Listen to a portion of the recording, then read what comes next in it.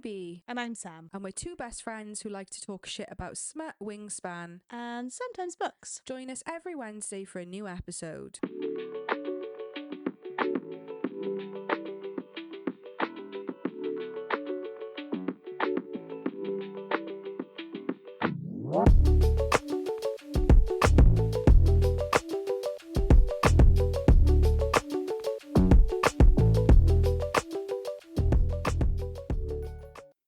Episode 13.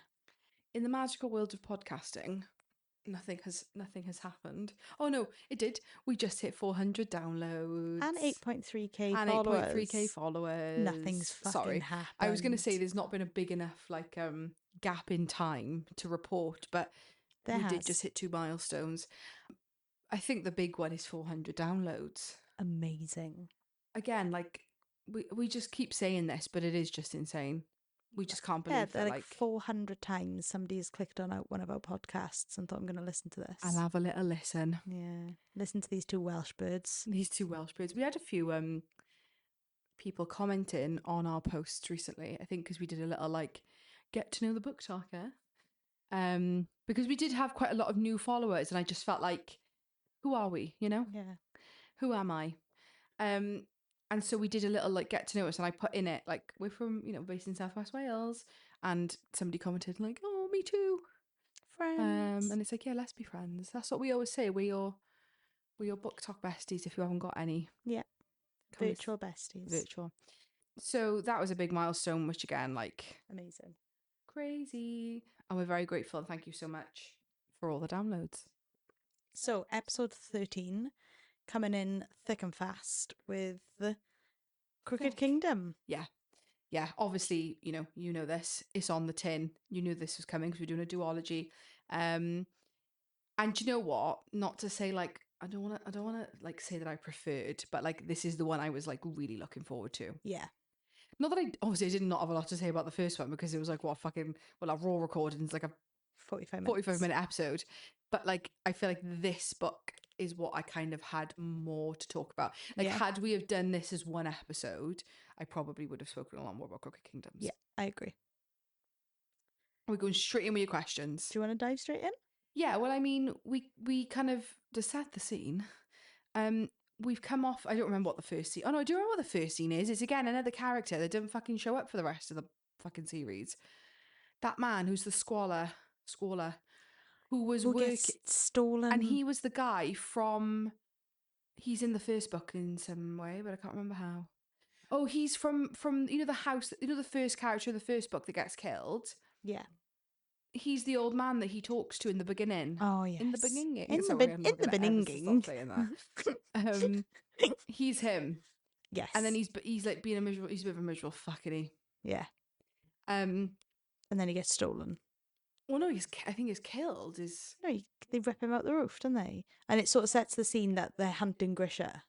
Yeah, and then I think later in the book it's confirmed that I think they say because they say to Nina, do you know him? And she's yeah, not really, but yeah, because there's not many Grisha in Ketterdam, and you're it's right. sort of implied that he's dead. Yeah, you're right. But yeah, we kind of coming off the back of Six of Crows where they've gone to do the exchange with Van Eck to get their dollar from the ice heist. Yes. And Van Eck fucks him and says, I'm going to take something that means most to you, and to Kaz, that is an edge. They get an edge, and he realises that, Kauai is not Kauai, it's Wylan, who's been heart-rendered, what's the word for it? Fabricated, thank you, to look like... Tailored, thank you. By a fabricator. To look like Kauai. And so basically, and am I right in saying that somehow, and I can't remember exactly how, but Van Eck turns all of Ketterdam against them and turns them into the number one most wanted criminals. Yeah. So they can't even go back to the Crow Club or to the, what's it called? The Slat? Yes.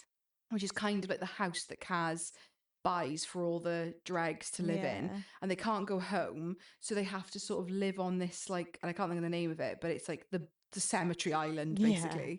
They're living in a cemetery. Nina's not doing good, and we discover she did survive the jurda parem, but she's not good. Yeah, but do you just feel like it wasn't explained enough? Like, I just feel like, oh, well, she's alive. I felt I like, was like, yes, I was like, I thought there'd be like a big scene. yeah, but nobody survives, so tell me how she's alive. Um, I just feel like it wasn't, I don't know. It was a little later in the book, I think they mention, I think Kawaii says it, but what I did think, again, this is sort of way jumping ahead, but it's just what we're on the topic, is that, because obviously the effects of Judah Parham is they alter Nina's ability, so she Yeah. can't, she's not heart render anymore effectively. Yeah. She's now like a necromancer, Yes. which obviously slowly develops as the book goes on. Yeah.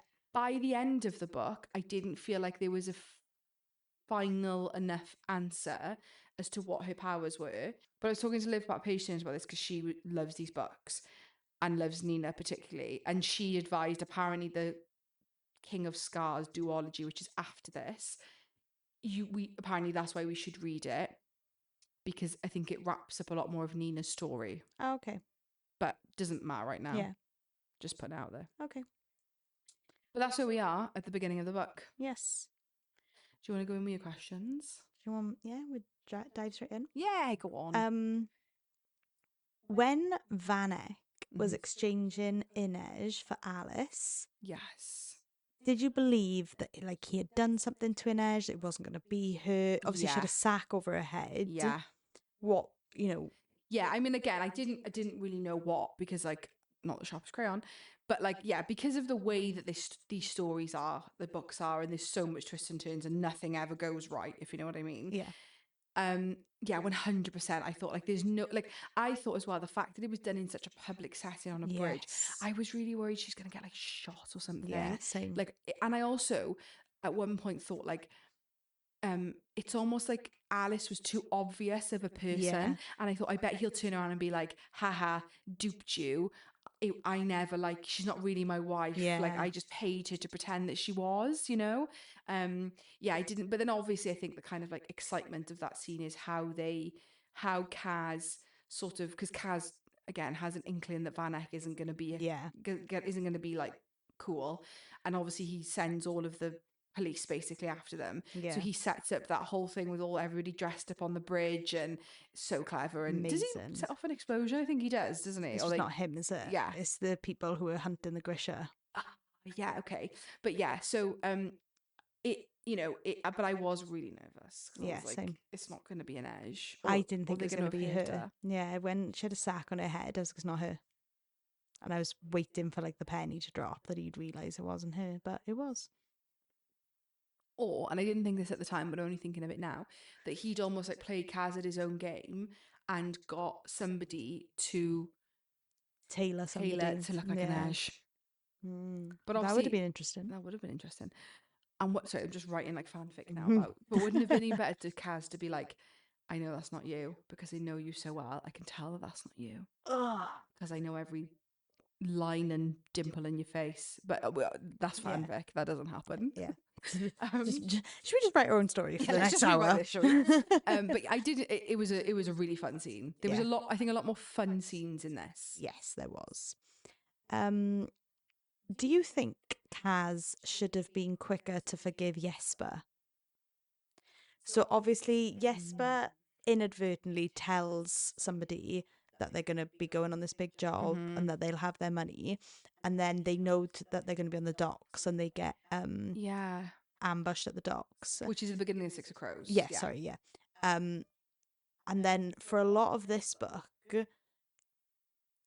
he doesn't trust Jesper and is quite cold with Jesper, and like makes quite snide comments. And I don't know for you if you just thought like, okay, come on. A bit, but I think ultimately the reason why he's like that is because that attack nearly killed Inej. Yeah. And she is like severely wounded for the first part of Six of Crows because of it. So in theory, was Jesper really like, did he do that much wrong? No. Like, there was no malicious intent. Like, he's evidently got, an addiction. Yeah. But I just think like anything to do with Inej or Kaz, he's a bit of a psycho. Yeah. We love it. So, but yeah, I think ultimately as well, I think it emphasizes actually and I don't think, obviously Jesper doesn't get this, but I think it emphasizes how much his relationship with Jesper means to him, Yeah. and how he does really see him as a brother, because I think he was so heartbroken by the fact that he'd sort of betrayed them. Yeah. So I think him actually being salty for a long time was, it's not a healthy way to show it, but it was showing actually how much Kaz loves Jesper. Does that make sense? No, yeah, it totally does. And I think even like to add on to that, in like towards the end of the book, when like everything's going wrong and they're all arguing, Jesper says something to Kaz, and Kaz calls him Geordie. Yes. And Jesper's like, who's Geordie? So I think that even more shows that he sees him as a brother, and like how much he thinks of him, because he calls him by his brother's name. And he's definitely taken, and I think his, like you said, his sort of anger is amplified and dragged along because he's really like deflecting his anger towards his brother Yeah. onto Jesper. Yeah, no, totally agree. Mm-hmm. Yeah, interesting. Very interesting. What's my next question? My questions don't really feel in order, but That's okay. So I cried during this book. Me too.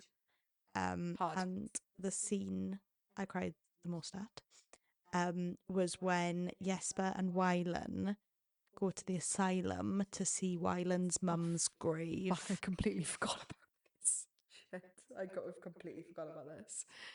So, Kaz sends them on a mission. Yeah.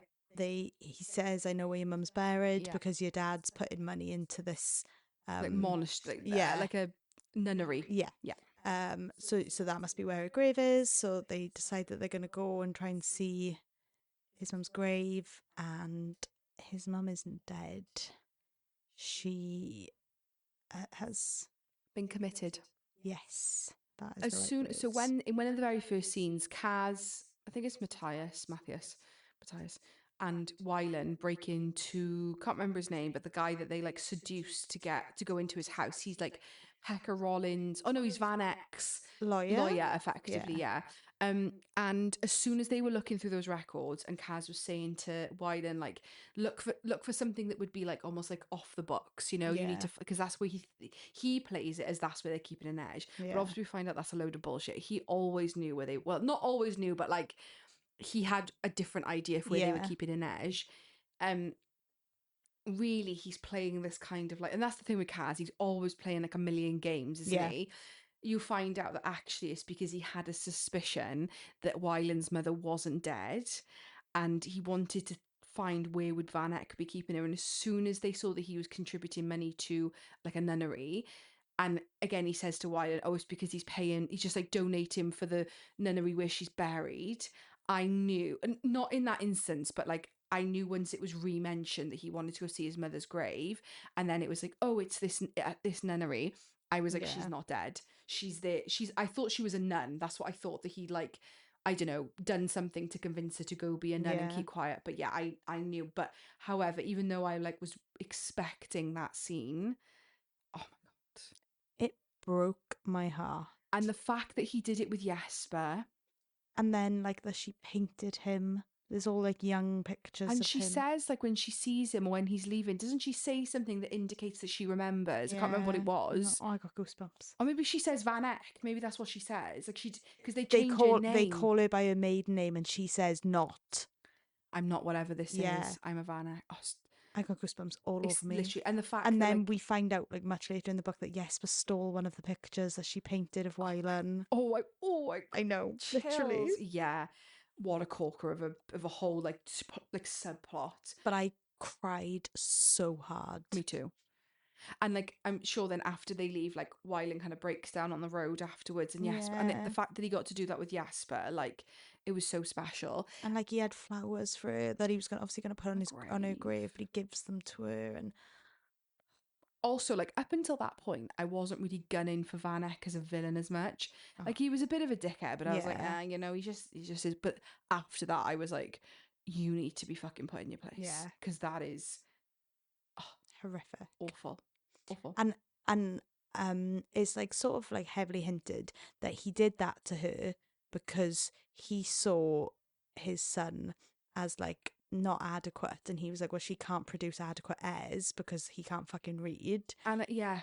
so I'm gonna get rid of her. Like, she hadn't lost her mind, he made her lose her mind almost. And I think as well, like, it's kind of heavily implied that he wouldn't have been able to out Wylan as an heir if he was still married to Wylan's mother. Do you know what I mean? Yeah. Like, she probably would have fought his corner. Yeah. So he just was like, well, how am I going to get Wylan out of the picture? Get his mum out of the picture. It's heartbreaking. It was such awful. a bastard.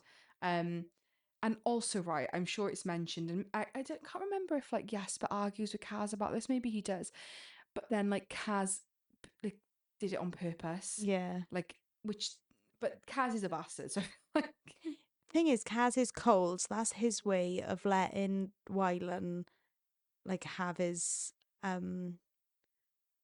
like get his answers, yeah, I without agree. having to have that emotional conversation with him. And I think if he was really deep down an awful person, he either all of them would have gone or he would have sent Wylan on his own. Yeah. But I think he obviously is plotting when he's just sending Jesper with Yeah. him, you know? But yeah, It this was book, I so- sobbed in this book. yeah. There's multiple points where I sobbed. It was just so beautifully written. That whole like the whole everything set there, I just thought was like really nicely written. I didn't think we'd get because obviously we don't get that much Nina backstory in the first book. We get a lot of Matthias backstory, Yeah. and obviously like Kaz and Inej.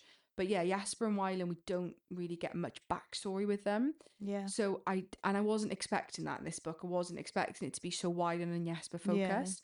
But oh god, did I love that it Beautiful. was? I love them so much as Yeah. characters, and I loved it. Yeah, I agree. Loved it. What's next?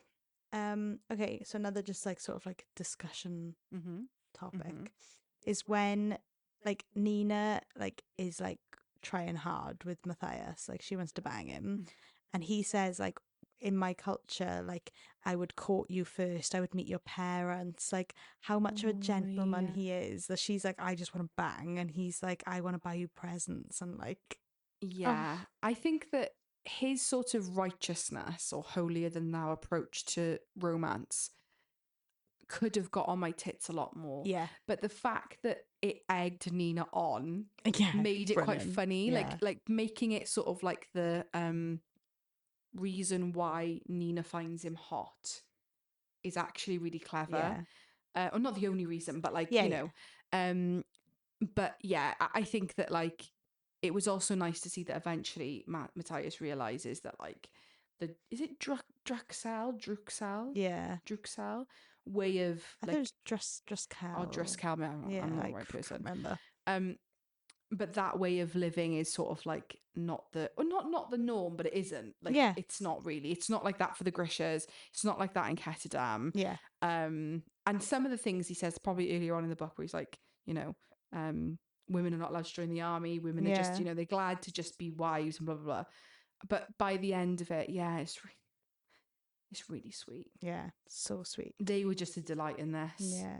He becomes a real green flag in this book. Yeah, and he's such a like anchor for her in such a difficult time, because I think without Matthias she really would have lost her head. Yeah. Really not a good time for Nina in this book. When she's asking for the jurda parem, and like she's like basically like trying to climb him like a tree to get it, and he's like, I gave it to Kaz because I knew I'd give in to you. That for me, right? The fact that like he knows that the one person that you could never break is Kaz Brekker. Yeah, amazing. And he could have kept that, because I'm not saying if he really loved it, but like when you're in love with someone, sometimes you're not the best person to be like, you have a problem. Yeah. Because you almost have like too much emotional tie to that person. So sometimes it takes more of an outsider to be like, you're almost like enabling them. And he could have kept it. Yeah.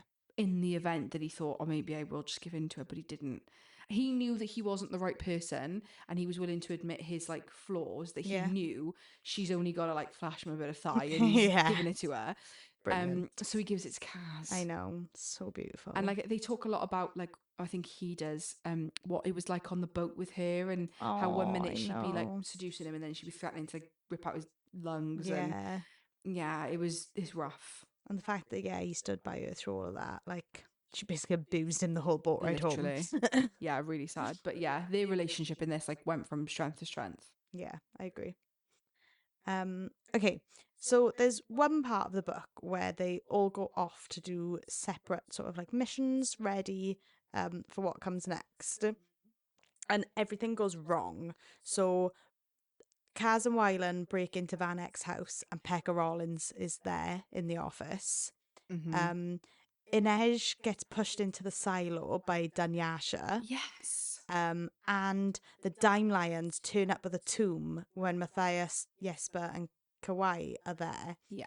At that point, did it almost feel like, oh, this is too done now because everything's going wrong? All three of you are on missions, and all three of you have fucked up, basically. 100%. Like, Mm-hmm. I understand from a like writing perspective that you generally tend to have like a section, or they call it like, I don't know if it's like scene 3 or like 80%. There's a term for it. Like that point in the book, you almost have like a pre-ending distress. Like Yeah. it's like a writing technique, right? Mm-hmm. So I get it, but yeah, at that point, I was really like, I'm getting fucking fed up of like, only because there was like, it wasn't an ice heist setting where you're like, this is the goal. Yeah. It was like there almost kind of wasn't much of a goal. It was Yeah, like and it was like they were because figuring out as they were going along. and because they're all separate as well, like what? All three of you have split up in like well, you've split up into three groups, and what? It's gone wrong for all three of you. Yeah. Like all three of you have been bested. Like I think if really? that had happened earlier in the book, Yeah.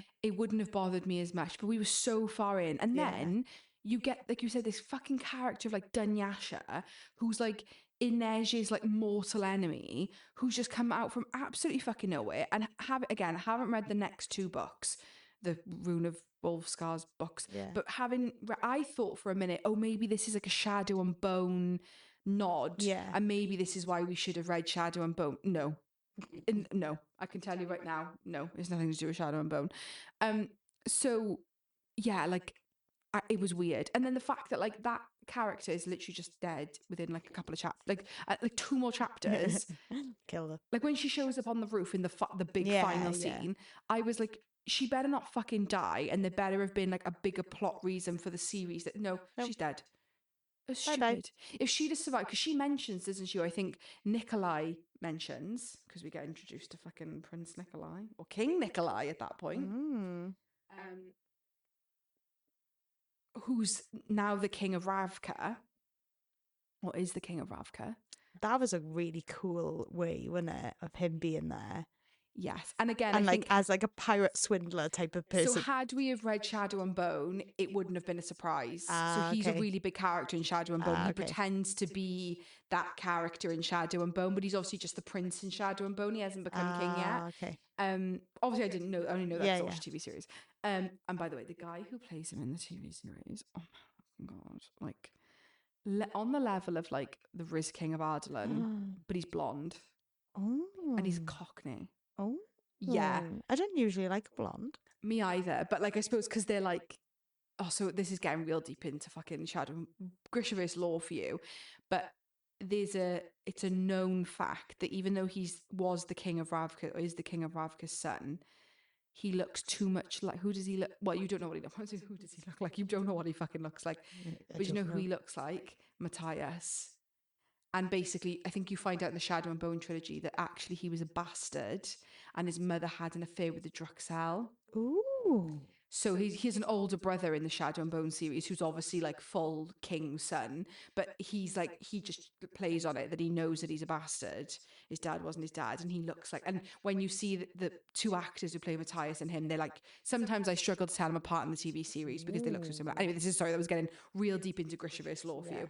But yeah, that was a really fun sort of tie-up, but I thought that like if she survived, because sorry, the point I was getting at, fucking I'll get there, that Dunyasha is either Nikolai mentions it or she mentions it, that actually she's got royal blood and she had made a claim for the Ravka throne, and Nikolai's happy to see her gone because he's like, yeah, she's a pain in my fucking ass because she's trying to be queen. That's why she's trained as an assassin. I thought, oh, is she just going to get injured, but then she's going to carry on the story in the next two books, which are about Nikolai.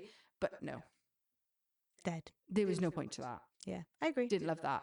And yeah, I agree with you about the whole, it was every time it's like, here's a plan and it goes wrong. Here's a plan and it goes wrong. There wasn't as much direction in this book as there was in the first one. However, I just think I can understand why she did it. I just think it needed to happen like at 50%. Yeah, I agree. Okay, so I think it's talked about really early on that Wylan is like musically talented. He plays the piano. And Jesper walks in on him playing the piano, and they have their first kiss, I fucking love this scene. and it's not Wylan. It was so funny. It was actually, you know, when I finished that scene, right? Not, but I was reading it so quickly because I was like, oh my God, this is so funny. This is so enjoyable. Surely this isn't happening. And it was like, I actually had to reread it. So I went back to like the beginning of the chapter and reread it because it was just so good. Yeah, What a hilarious like twist to a first kiss. I know. Because it is, but the fact that like Kawaii's like smiling and he's like, Yeah. yeah, I loved it. Because like Kawaii as a character doesn't really have like much to him, does he? No.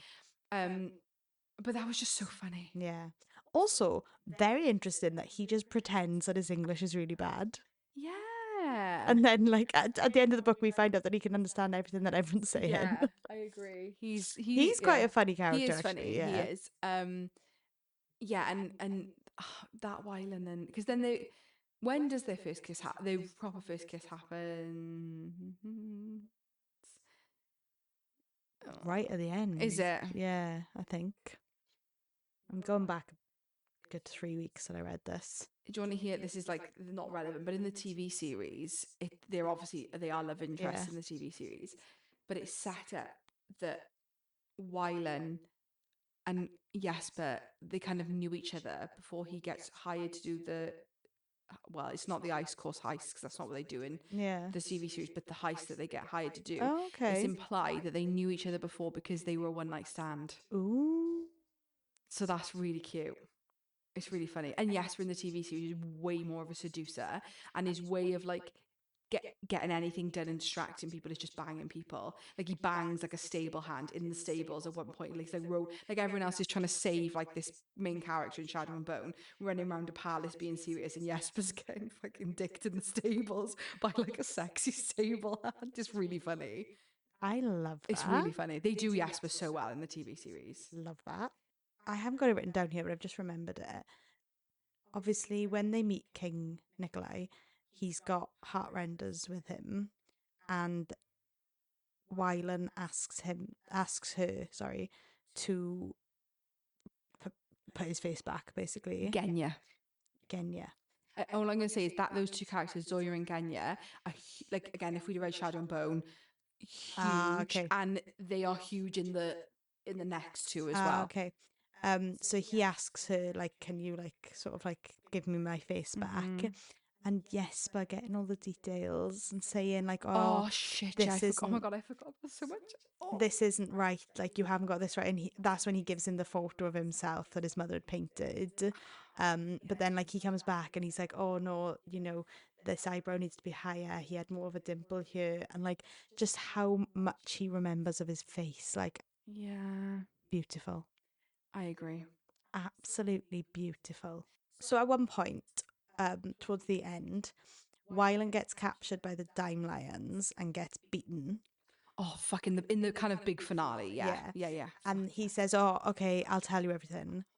Did you believe that he told him everything? So much. Yeah, same. So hot. I was crying my eyes out. And then don't they like wheel him into the church? And I was like, oh my fucking God, like, Yeah. I really hope I hope all of them forgive him, because that's the biggest thing, isn't it? Like, Yeah. it's quite a big ethos of all of them is if you get caught, you don't splam. Yeah. And I didn't feel bad for him because I would have sung like No, a fucking same. parrot if they were beating me up. But then obviously we find out it's not the fucking Dime So Lions. clever. It's those two people that like That Kaz were- was working yeah. with. And like they just wrap him up to like, It's all part of Kaz's big plan. The sort of when Kaz's final plan is explained, I thought that was very well done. Oh my I know God, it was so another well like done. plan, but Yeah. it was very well done. And that discovery about Wylan, it was all fake. Oh, it's just fucking it's great. fucking phenomenal. So good. So good. Yeah. Amazing. Okay, so at that point as well, Inej says they're talking, and she says Kui has to die tonight. So did you take that literally? Did you think that she was saying we need to kill him tonight. A bit of yes and a bit of no. Yeah. Like, I did think, up until a certain point, I thought, oh, they're going to fake his death. Like, I did think that. But then when they explained that he literally got shot and there was blood, and then a mortician, well, not a mortician, a doctor is like, yeah, no pulse. There's not, I suppose up until that point, we haven't really been exposed to that much like Grisha magic. So Yeah. I was like, I didn't, and obviously Nina has lost her heart render powers. Yeah. So I was like, nah, like he's fucking dead. I was like, they did do it. Or I thought like, maybe did they get somebody to tailor somebody else who was willing to die? Obviously not like a main character. Yeah. But yeah, I was really thrown by it. Again, another, I thought that the way that was explained was really clever, but I was convinced he was dead.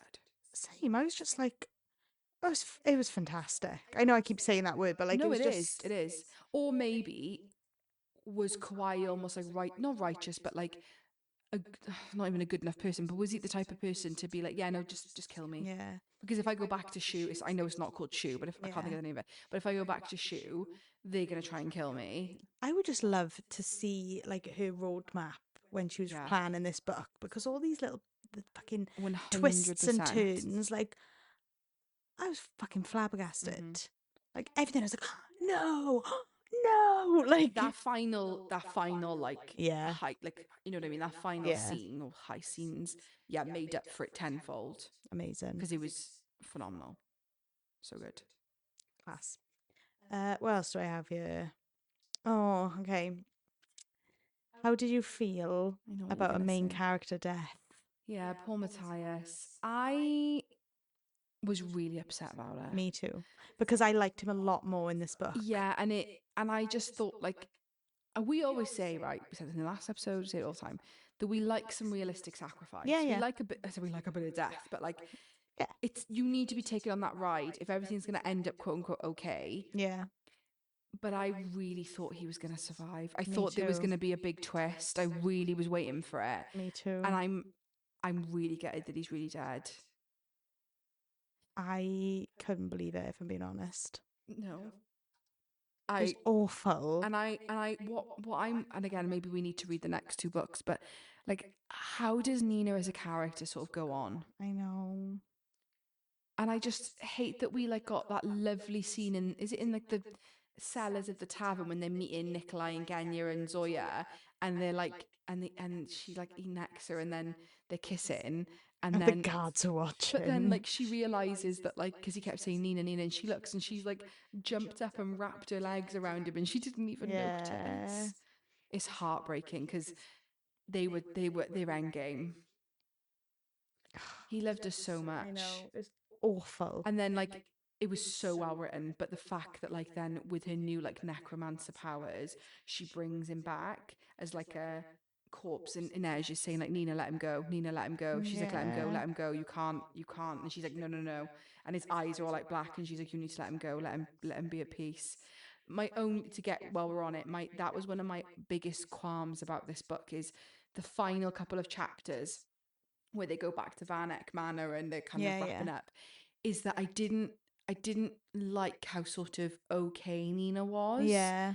Because like I'm sure when they're saying goodbye and she's saying goodbye to Kaz, she like makes a joke, and I was like, I'm sorry, but I feel like she would be. Yeah, you're supposed to be heartbroken. It's literally been like an hour. Yeah. Like he's not even cold on the ground. You know. Yeah. So that was my only like, but again, I've been told by other people that like reading the next two books helps that. But I'll take their word for it. Yeah, but yeah, it was heartbreaking. Awful. Can we talk? And you just finally think like, oh, there's a happy ending coming. Yeah. Like we're getting something, and then he dies. Yeah. And I'm like, really? But then when I come to think of it, of the other, like not including Kawhi, he's not Six of Crow, but of the others, like oh my god, if Wyland had fucking died or Jesper, no, I would not have been happy. No. Yes, I suppose he's the one that we're accepted. Yeah, he's our realistic sacrifice. Yeah. This is I'm gonna throw a certain question, but a topic in. I don't know if it's one of your questions, but it's a big elephant in the room for me that we need to talk about. We need to talk about the bathroom scene with the bandage. With the Neige. And Kaz. Yeah. That tension. That for me, that's what sold me. Yeah. that scene was like, I like every orifice of mine was clenched during that scene. Like I was tense. Yeah. Yeah. When he brushes a kiss to her neck, it's obviously right. So And then he runs away. Like, so we didn't talk about this in the was it in the first book we get this quote? A very, very famous Six of Crows quote is Inej saying like, "I will have you, Kaz Brekker, but I will only I'll only have you without your armor," or something. It's a really yeah. famous quote. That isn't it exactly. And it's really big in the TV series. That scene is Yeah. like, it's not the exact same. They change it, but like it's very Yeah, good. because he has to wear his gloves and stuff. Yes. And like when I shared on our Instagram or TikTok or something that scene when I was reading it, a friend of mine, booktalker Rachel, replied like, "Oh, I love this scene, but also I really feel bad because it's like he evidently has severe PTSD Yeah. from, and like I feel like she's a bit like." Yeah, but also nobody knows why. Like, he never talks about, like, obviously we know why he wears gloves, but like they don't. Yeah. So I also get it from her point of view of like, if you can't open up and tell me what happened, then because like obviously he wears gloves because he can't stand the feel of Yeah, human skin. skin I because like know. he used his brother as a raft. It's really. That's right. He did. No, I know. It's just funny the way you said it. Yeah, I know. It's just I think like, again, like when Rachel said that, I was like, yeah, do you know what? Like, I think maybe me as a person, if someone was evidently struggling to physically touch me, Yeah. you wouldn't just put your foot down and be like, right, I'm having you with no clothes on, or that's it. Yeah. But that scene where he's obviously trying very hard, He's trying so hard. it's so steamy hot. I can't even, and it's not as in like, it's not 80, it's no way near 18 plus at all. No. Like nothing happens. No. But like, oh my god, the tension in that is Yeah. just And the scalding. fanfic in my head. Yeah, I mean, I've seen a lot of fanfic drawings of that scene. Not that they're not rude ones, Yeah. but like Hot. really hot. So towards the end, when Kaz confronts Pekka Rollins, him and Inej are talking to him, and he's obviously still trying to take Pekka down. And he claims that he's buried his son alive, and if you get there quick enough, like you might be able to save him. We find out it's a bluff, and that he hasn't touched his son. He's just sort of made a calculated guess that he had one, because of like a lion teddy or something. Yeah. But reading that, like, were you starting to like, what was your perception of Kaz reading that? Because like it was a child. Yeah, and I think in that scene, it's either Jesper and Ash or both of them. Their like internal monologue is like, "No, surely he wouldn't stoop this low." And I Yeah. think if he had have done it, that would have been a deal breaker for an Oh my god, yes. And yeah, you're like, "Oh my god, did he really do it?" And do you know what? Right, I'm really on the fence about it because I think he'd done it. Yeah, I did. I Yeah, did same. think he'd done it. I was like, "Oh my god, oh my god!" Again, another phenomenal scene, like such a good twist. Oh, it was just excellent. Did I want him to have done it? Not by no means because I want him to hurt a child, but like, would it just have absolutely put the cherry on top of Kaz Brekker being an absolute bastard? Yes. Yeah. You know, sometimes when like we read a lot of morally grey, we read a lot of villains being not the villain, but ultimately you always see that break in them. They're not really the villain. Yeah. They always at one point make a good decision. And I was like, do you know what? If she'd really throw the rule book out the window, if he did turn out to be just an out and out terrible Yeah. person. But I almost loved it more that he was bluffing. Yeah. And like, yeah, ultimately Inej could never have like gone for it. She wouldn't have gone with him if like that had been the case. But I did. Oh god, it was such a fucking tense scene. I didn't know what to think. Yeah. I was like, oh, what if he's buried a child alive? Like, I didn't know what Am to I think. still allowed to love him? Yeah, like, is this okay? Like, yeah. It was bonkers. Again, Yeah. like that's what I mean by that final like couple of chapters. Oh, Mental. I just when I didn't think there could be more of like a devious plan by Kaz Brekker. He thinks of everything. Yeah, literally. So leading on from that, Mm-hmm. did Kaz get his vengeance with Pekka? Yeah, interesting because I kind of knew that if he'd have killed Pekka, that it wouldn't have been. And he says this, doesn't he? Yeah, it wouldn't have been enough. Because he bumps into him in the ice court. We kind of didn't mention this in the last episode, but yeah. he's in the ice court because Is his gang is the Dime Lions, isn't it? Yeah, and Vanek also hires them, And they get thinking like, caught. yeah, and Kaz doesn't kill him, and he says that because he says just killing him easy Yeah. is too. I want him. I want him to have nothing left. I want to bring everything, and Yeah. God, I love that. Like Woo! that, like intense. Like I just love it. Yeah. That spite is the word. Yeah. So obviously, and that's what he achieves by the Yeah. end of it. He literally brings everything down around him. Yeah, he's got nothing left. Was I a bit gutted that he didn't kill him? Yeah, but I knew that killing him, I knew it wouldn't have been enough for Kat. Like, I Yeah. think even if he'd have done it, he would have been like, Yeah. not enough. And then I think there's like, I don't think it's the final chapter, or maybe it is, or it's like certainly It's written one from Pekka's point of view. And Inej sneaks in the night.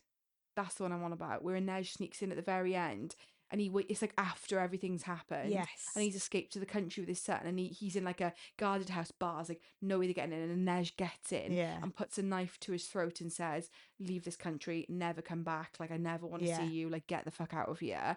Then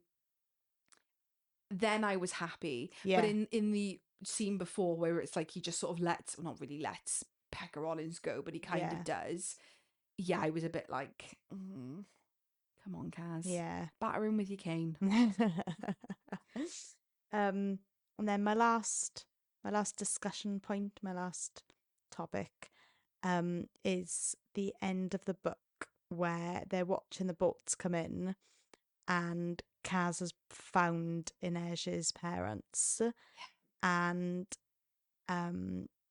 she says about going to meet them and he asks her to fix his tie. 3 words. Screaming, crying, thrown up. Amazing. That's what I was doing in that scene. That was 4 words. No, thrown up is 1 word. Throwing up is not 1 word. It's throwing and up. That's 4 words. But I think it's like 1 word, like Thrown up. Nah. I've got another one. Hold on, let me think of one. It's not coming to mind. 4 words, whatever. Book talk is throwing up 1 word. I think it is. Whatever. No. But that's what I was doing. Yeah. First of all, because he finds fucking Inej's family. Had another little fucking side hustle going to go find when's Inej. the time to do that? Oh, it's bonkers. I think it is explained. It does say how he does it. But then, yeah. Because I think the only 2 times you ever see a crack in Kaz's armour is at the end of Six of Crows when he flicks his eyes to Inej, that's it. And then in that scene. And he says, "Can you fix my tie?" Because I think if it had been this big devout outpouring of love, it just isn't on brand. And I think I'd like to think one day he tells Inej how much he loves her. Yeah. But he does say at one point, doesn't he, like in one of their yearning, angsty, like, tell me to stay, fight for me, and he doesn't. And then it's like, oh, I think he does say, you Inej, I want you. I think I sent it to you because I was fucking obsessed with every single scene. I'd like send it to Sam because I was like, but yeah, like, oh, beautiful. It's like the perfect balance because her characterization, they are real people. I'm sorry, you can't tell me that's a fucking character because it isn't. It's real. Kaz Brekker's real. And now that I've seen the guy that plays him in Shadow and Bone, he's definitely fucking real. Yeah, literally couldn't cope. Incredible. It was phenomenal. Incredible. So what do you rate this? First of all, do you rate this book as a standalone? So I can't fully remember. I think I rated Six of Crows a 3, Crooked Kingdom a 3.5, and Together as a Duology a 3.5. And again, like, no disrespect to the writing, it just isn't my thing. Like heists and like gangs and like it's just not my thing. Like the romances in these books are what kept me in the books. Like Jesper and Wylan, my top couple from these.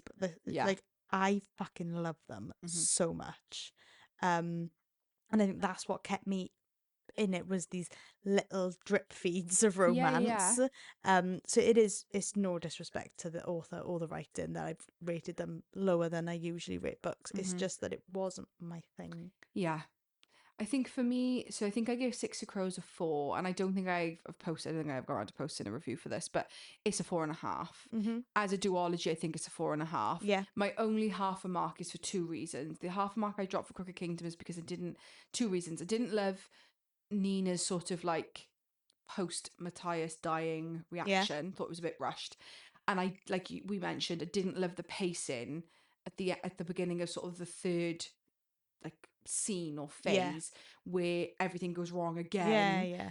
And then as a duology, again, another reason why I sort of dropped it half a mark from a 5 is, like you said, because I agree with you. It's not my sort of like cup of tea. It didn't. I loved more about it that it kind of like compensated. So for me, that's why it's a little higher than what you've rated it. But I do agree, it just lacks that romance for me. But it's just personal preference. This isn't like a critique. Like it. There's just sometimes books aren't always your cup of tea, and they're just and we knew this when we get into it. We knew there wasn't going to be much romance. Like but we are just romance lovers. Yeah. But phenomenally written. Yeah. And like I said, I would think she probably is an insta buy for me, but I wouldn't say I'd put it at the top of my TBR. Okay. But I am tempted to read the next two. Yeah. Because I know what happens in Shadow Yeah. Mode. Obviously, you need to read Shadow Mode or just Google it, like I did. Just read 6.5 hours of Grisha versus Wikipedia. Yeah. So we said this at the beginning of the episode, or maybe the end of the last episode, can't remember. But we don't really know what's happening next. We don't know where we're going with this. You'll be as shocked as we are Yeah, when we record it. We've got some ideas. We need to have a hard conversation about it. Yeah, we do. We've got a lot of things that we could do. Yes. But if we're reading something, we kind of need to pull a finger out of our asses because we've only got a week. So maybe, I think we did say that the next one would be a non-book review because we've just done 2 back-to-back. Yes. Yeah, we might do another wish list for another book series. That would be lovely. But we'll figure it out. But we'll be here. We always deliver. We might not have a plan, but we'll always deliver. Yeah. Did you enjoy my questioning? Yeah, it was lovely. What did I get in my GCSE results?